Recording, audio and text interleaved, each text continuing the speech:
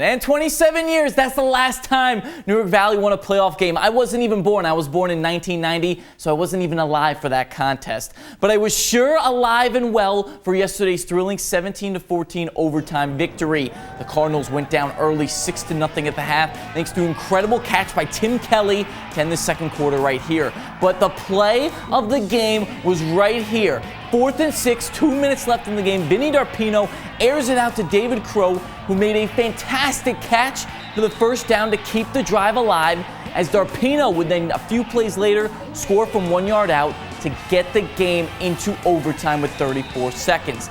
And with ice water in his veins, Connor Coleman was called on for the field goal, and he boots this one through the uprights and good, 29 yards out for the game winner. Cardinals wouldn't have even celebrated if it weren't for the clutch plays.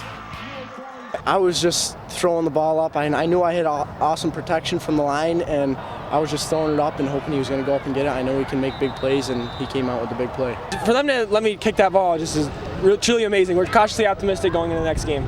We've been in the playoffs here 5 years out of the last 7 and come up short.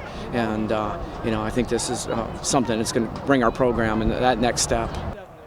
I talked to Darpino's grandparents yesterday, and they said that he has 1,300 plus rushing yards this season. The senior is definitely putting his team on his back. To the other Class C game between Chenango, Forks, and Waverly, both teams came into the contest with high-powered offenses. The Blue Devils used the option to perfection, and the Wolverines have an excellent aerial attack with Peyton Miller and the boys.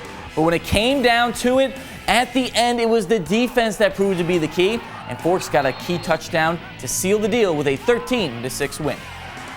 I just think it's a matter of figuring things out. It's you try to prepare for teams, but it's never the same as the actual team you're going to play. And they came out and they drove it. They had it almost the whole first quarter. They had the ball, and I think our kids figured it out after a while. And our defense certainly stepped it up at the end. It was nice that we persevered and we didn't give up on each other, and we just executed through all the tough times.